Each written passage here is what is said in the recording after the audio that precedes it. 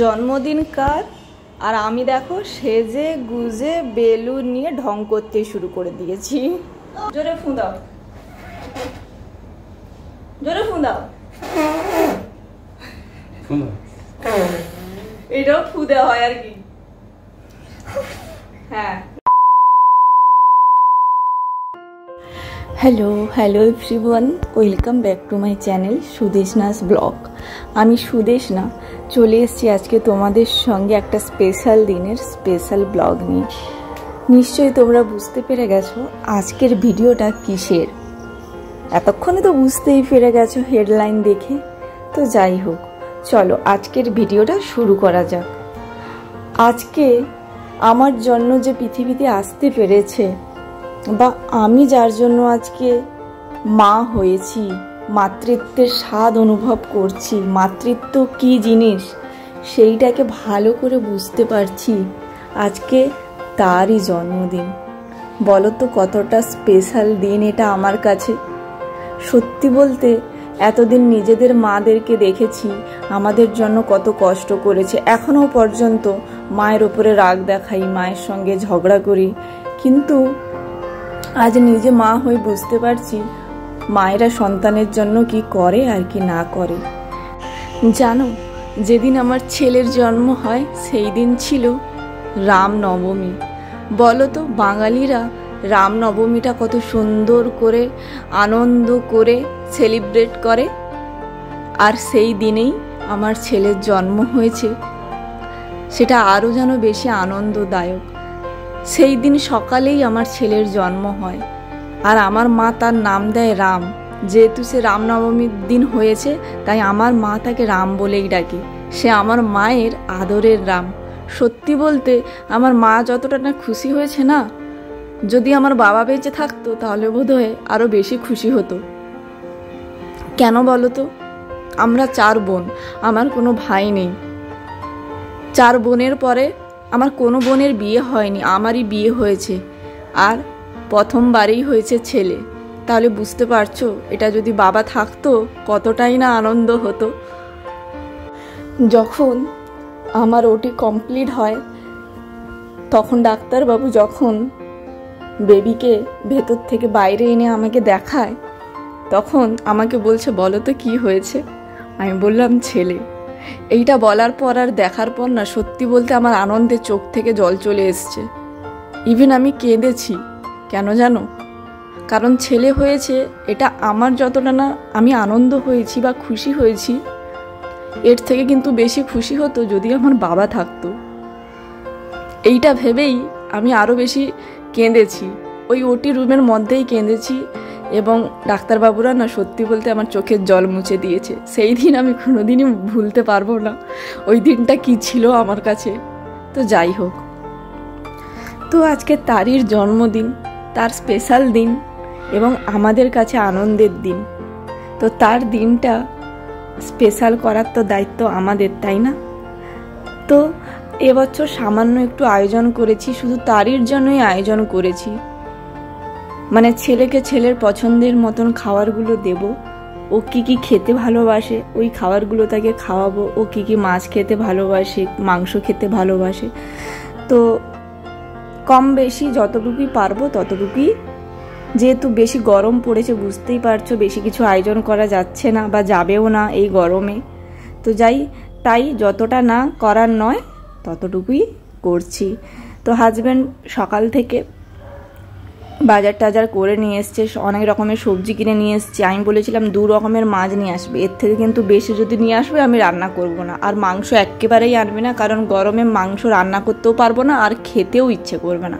তার থেকে মাছ নিয়ে আসবে, তো মাছটাই করব। তো সেই মতেই রান্না বান্না চলছে। 5-6 রকমের ভাজাভাজি করেছি। একটা পাবদা মাছের সর্ষে পোস্ত করলাম, সেটা তো দেখতেই পেলে তোমরা কি করছি না করছি। আর তোমাদের সঙ্গে কিন্তু আমি কি করে পাবদা মাছের সর্ষে পোস্তটা রান্না করলাম সেটা কিন্তু তোমাদের সঙ্গে শেয়ারও করে দিলাম। কিন্তু এইভাবে তোমরা করে একবার দেখবে, দারুণ লাগবে। মানে গরম ভাতের সঙ্গে এই খাবারটা না জাস্ট জমে যাবে। চলো এদিকে আমার রান্নাটা হোক, আস্তে আস্তে করে হতে থাক, আর তোমাদের সঙ্গে আমার সুন্দর কিছু মুহূর্ত শেয়ার করি। শুনতে কিন্তু ভালো লাগবে, গল্প কিন্তু একেবারেই নয়, একদম বাস্তব ঘটনা, সত্যি ঘটনা তোমাদের সঙ্গে শেয়ার করছি। আমার ওটি কমপ্লিট হলো। তারপরে যখন আমাকে ওটি রুম থেকে নর্মাল বেডে দেবে, তখন দরজার সামনে আমি দেখি আমার হাজব্যান্ড মুখ শুকনো করে দাঁড়িয়ে আছে। তারপরে আমাকে বেডে দিল। বেডে দেওয়ার পরে হাজব্যান্ড আমার কাছে গেল। আমি বললাম, কি হলো, তোমার মুখ শুকনো কেন? ছেলে হয়েছে, আনন্দ হওয়ার কথা তো।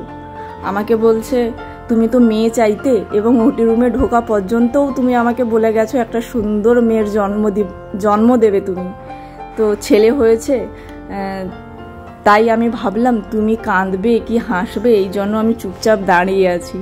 তখন আমি বললাম, এই যে সুন্দর একটা সুস্থ বাচ্চার জন্ম দিয়েছি, এটাই তো অনেক, তাই না? সেটা ছেলে হোক কিংবা মেয়ে হোক। তো তারপরেই দেখলাম সে বেশ আনন্দ হলো। তারপরে সবাইকে, মানে তার যে বন্ধু বান্ধবের সার্কেল বা তার যে চেনা পরিচিতি সবাইকে সে ফোন করলো, জানালো, এবং সবাই আমাকে দেখলাম উইশ করতে লাগলো, কংগ্রাচুলেশন বলে। ওই যে মুহূর্তটা সত্যি কোনোদিনই ভুলতে পারবো না, এবং আমার কাছে তো কোনোদিন ভোলাও সম্ভব নয়, তাই না? জানো, আরও একটা কথা তোমাদের বলতে বাধ্য হচ্ছি, কারণ বলতে বলতে না কথাগুলো মাথায় চলে আসছে যে তোমাদের সঙ্গে শেয়ার করি কথাগুলো। আমার ছেলে হয়েছে বলে না অনেকে আমার সঙ্গে হিংসে করে। জানো, আমি জানি না ওই মানুষগুলো কেন আমার সঙ্গে হিংসে করে, কিন্তু সবাই জানতো আমি মেয়ে চাইতাম। কেন জানো? আমি নিজে সাজতে ভালোবাসি, আর সবাই আমাকে বলতো, তুমি মেয়ে চাইছো না, দেখবে, কারণ তোমার তো মেয়ে হলে তোমার তো ভালো, তুমি নিজেও সাজতে ভালোবাসো আর মেয়েকেও সাজাও। আমি বললাম, হ্যাঁ অবশ্যই, তো এই কারণেই তো আমি মেয়ে চাই, আমি নিজেও সাজবো আর মেয়েকেও সাজাবো। কিন্তু জানি না ওই মানুষগুলো আমার ছেলে হওয়ার পর থেকে কেন আমার সঙ্গে হিংসে করে। ইভেন আমি এরকম সিচুয়েশনের সম্মুখীনও হয়েছি, জানো, যে তোমার তো ভাসুরের ছেলে হয়েছে। আমি বললাম, হ্যাঁ, তাহলে তোমার একটা মেয়ে হতে পারতো।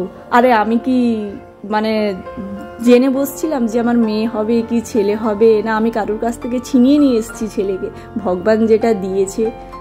তারপর তো সায়েন্টিফিক একটা ব্যাপার থাকে, সেটা আর বললাম না। তো এতে আবার হিংসে করার কি আছে? তো ওই জন্যই না অনেকে আমার ওপরে হিংসে করে, কিন্তু কেন হিংসে করে আমি জানি না। তো তোমাদের সঙ্গে বললাম কারণটা, তোমরাই বিচার করো তো, এখানে কি হিংসে করার কোনো মানে হয়? যে আমার কেন ছেলে হলো। ইভেন আমাকেও কোশ্চেন করেছে, তোমার একটা মেয়ে হতে পারতো গো, তোমার জায়ের তো ছেলে আছে, তোমার যে কেন ছেলে হলো, এমনইভাবে মানুষজন আমাকে কোশ্চেন করতো। ভাবো তাহলে, তারপরেও কি তুমি চাইবে ওই সব মানুষগুলোর সঙ্গে মিশতে, কথা বলতে? তো ওই জন্য না ওই সব মানুষদের সঙ্গে আমার বেশি মিশতে, কথা বলতে ভালো লাগে না। আমি চেষ্টা করি ওদের থেকে দূরে থাকার, কারণ ওই সব মেন্টালিটি মানুষদের সঙ্গে থাকলে মনে হয় না আমার সুবিধে বলে। বাবা ছেলে দুজন স্নান করে নিয়েছে, আর ছেলেকে নতুন জামা প্যান্ট পরিয়ে দিয়েছি। আর দেখলে তার বাবা তাকে আশীর্বাদও করে দিল। আর আমি বললাম, তুমি একটু তাকে খাওয়ানো শুরু করো, তুমি তাকে প্রথমে খাইয়ে দাও, তারপরে একটু পরে আমি তাকে বসে বসে খাইয়ে দেব। আর দেখো তার চোখে জল কেন বলো তো? ও একটু ফোন চাইছে, ফোন দেখবে বলে। আমি বললাম, আমি ভিডিওটা করে নিই, তারপর তোমাকে ফোন দেব। এতক্ষণ ধরে কি কি রান্না করেছি চলো একটু বলে দিই। আলু ভাজা, পটল ভাজা, ঢেঁড়স ভাজা, কুমড়োর ভাজা, বেগুনের ভাজা। এইসব ভাজাভাজিগুলো একটু খেতে ভালোবাসে। আর তার বাবা অল্প করে একটু মাছের ডিম এনেছিল, বললো সেটাও ভেজে দাও, ও তো মাছের ডিমও খেতে ভালোবাসে, তো সেটাও ভেজে দিয়েছিলাম। আর ছিল দই কাতলা, সর্ষে পোস্ত, পাবদার সর্ষে পোস্ত ছিল, আর ছিল ডাল আর দই, মিষ্টি, পাঁপড়, ওর জন্য জুস। তো এখন সন্ধ্যাবেলা ওর জন্য একটু পায়েস করছি, সন্ধ্যাবেলা নয়, বিকেলবেলা। আর এবারে পায়েসটা আমি নিজের হাতেই করছি, কেউ আমাকে হেল্প করেনি, কেউ বলেও দেয়নি। আর সন্ধ্যাবেলা দেখো মায়ের হাতের তৈরি পায়েস এখন বসে বসে ছেলে খাচ্ছে। ছেলেকে একটা বই দিয়ে বসিয়েছি, আর সঙ্গে তাকে পায়েসও খাওয়াচ্ছি। এইটা না সত্যি ভালো লাগছে যে মায়ের হাতের পায়েস ছেলে খাচ্ছে। এবছর না আর একেবারে মন নেই যে কাউকে ডেকে খাওয়াবো, সেলিব্রেশন করব। মনটা না আমার ভেঙে গেছে। নিশ্চয়ই কিছু না কিছু জিনিস হয়েছে বা আছে, তো তো সেই কারণে আর আমি এবছর বেশি মন বাড়াইনি কাউকে নিয়ে, কাউকে ডেকে বাড়িতে খাওয়াবো বা ছেলের বার্থডে সেলিব্রেশন করব। আমার ছেলে আমাদের কাছেই ঠিক আছে, তাই না? আমার ছেলেকে আমাদের মতন করেই তৈরি করার চেষ্টা করছি। এবং ও তো এখন ছোট, ও তো এখন কিছু বোঝে না। ওকে তো যেইটা করব বা যেইটা করে খাওয়াবো সে তো সেটাই করবে আর সেটাই খাবে। তো যখন সে বুঝতে পারবে তখন না হয় ভাবা যাবে বড় করে সেলিব্রেশন করব কি করব না করব। তো চলো, এবারে কিন্তু কেকও আমি অর্ডার দেইনি, যে সেলিব্রেশনের যে বার্থডে কেকগুলো হয়। এই যে কেকটা দেখছো না, সন্ধ্যাবেলা আমার বোন এসেছিলো, ওর জন্য মিয়ানমারে থেকে কেকগুলো নিয়ে এসছে। কারণ ও না ওই কেকগুলো খেতে ভীষণ ভালোবাসে। ও যে কোনো কেকই খেতে ভালোবাসে। সারাদিন ও যখন সকালে ঘুম থেকে উঠবে ওকে জিজ্ঞেস করবে, বাবু তুমি কি খাবে? না কেক খাবো। তো যাই হোক, বোন ওই কেকগুলো নিয়ে এসেছিলো। তো এখন সে তার মিমির সঙ্গে দেখো কত ইয়ার্কি ফাজলামি খেলা করছে, বেশ মজা করছে। তার মিমিও তার সঙ্গে বেশ করছে। হাজব্যান্ড সারাদিন বাড়িতে ছিল, কারণ ও বাড়ি থেকে বেরোয়নি, কিন্তু ওর কাজ এসেছিলো, কিন্তু ও যায়নি। যেহেতু ছোটোখাটো একটা আয়োজন করেছি নিজেদের মধ্যে, সেহেতু সে সকাল টাইমটা আর বেরোয়নি, বিকেলবেলা বেরিয়ে গিয়েছিলো। আর প্রায় রাত 10টার দিকে ঢুকেছে। আর আসার সময় ওর জন্য ওই যে ক্যান্ডেল, টুপি, তো বেলুন এইসব নিয়ে এসেছিলো। তো তখনই 10:30টার দিকে এই যে ছোট্ট করে একটা সেলিব্রেশন করেছি। আর বোন যে কেকটা নিয়ে এসেছিলো ওই কেকটা দিয়েই কাটিং করছি তিনজনে মিলে। এই যে ড্রেসগুলো দেখছো না, এই ড্রেসগুলো কিন্তু সবাই নতুন ড্রেসই পরেছি, মানে ছেলের চক্করে সবার নতুন পরা হয়ে গেছে। আর আমি যে ড্রেসটা পরেছি এটা প্রায় 2 মাস আগে থেকে আমি এনে রেখেছি। তো যাই হোক, পরার কোনো সুযোগ পাচ্ছিলাম না, ছেলের জন্মদিনের দিনই পরে নিলাম। আর ড্রেসটা কেমন হয়েছে অবশ্যই জানাবে। আর এটা একদম ছোট্ট করে আয়োজন, মানে ছোট্ট করে সেলিব্রেশন নিজেদের মধ্যে, জাস্ট, যেটা না করলে নয়। আর ও তো কেক কাটতে গিয়ে ভীষণ হ্যাপি, ঠিক আছে? তো ওর 3 বছর পূরণ হলো। তোমরা সবাই আশীর্বাদ করো ও যেন সবসময় সুস্থ স্বাভাবিক থাকে, আর জন্য একটু বদমাইশিটা কম করে, তোমরা সেই আশীর্বাদই করো, ঠিক আছে? তো আমার বাবা মা, মানে শ্বশুর শাশুড়ি, ওনারা এখন এগরার বাড়িতে নেই। যদি ওনারা পরে এগরার বাড়িতে আসেন তাহলে তখন ভাবা যাবে সেলিব্রেশন করব কি না করব। তো তখন যদি কিছু আয়োজন করা হয় তাহলে অবশ্যই তোমাদের সঙ্গে শেয়ার করব। আর তোমরা আমার পাশে থাকো। আর কেমন লাগলো আজকে এই সারাদিনের ভিডিওটা অবশ্যই জানাবে। দেখা হচ্ছে নেক্সট ব্লগে। টাটা।